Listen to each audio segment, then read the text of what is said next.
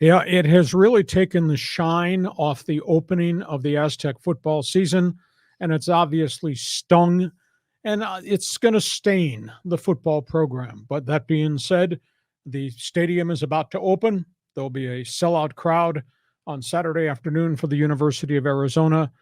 But today was a day like I have never experienced before, John, at San Diego State. This is the headline.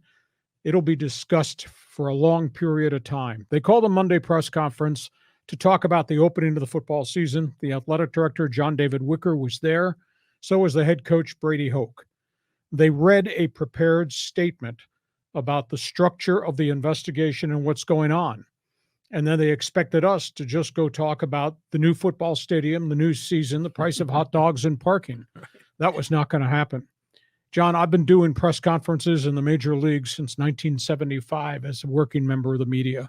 I have never experienced an angry press conference like I experienced at San Diego State.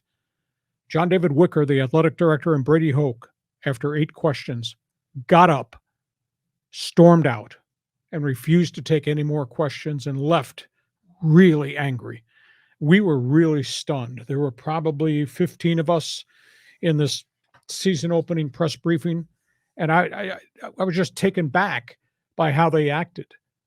Did they really think there would be no follow-up questions whatsoever to the generic black and white statement?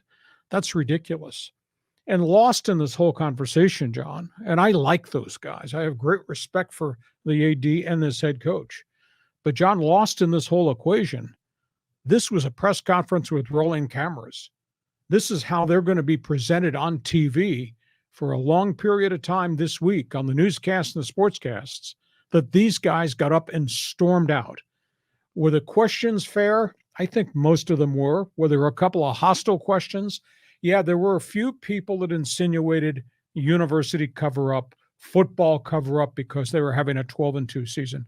I thought those questions are a little bit over the line, but for them to get up and walk away in anger was just absolutely stunning. I will say this, because I did go out and I followed them out as they stormed across the hallway into the athletic department offices, and I told one of their athletic administrators, they need to come back. They need to sit here and talk to the media. They need to apologize. About 20 minutes later, they did come back.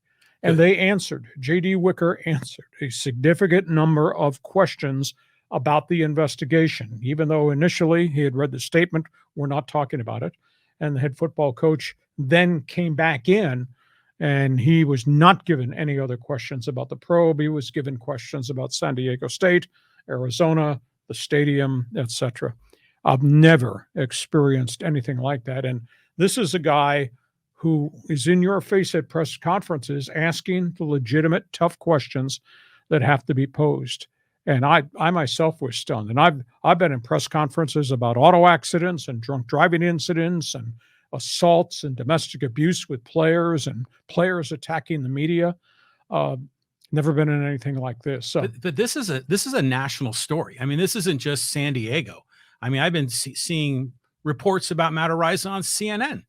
And so this is now going to be B-roll for a lot of these, not just local broadcasts, but national. Yeah, it is. It's unfortunate. They could have handled it better. You have to understand where you are in the environment you're in, John. These are live rolling cameras. Now everybody is going to have access to it. That being said, I think in the big picture of things, I think they're hurt. I think they're really angry. This thing has dragged out, and the reality is it's a structure of a police investigation.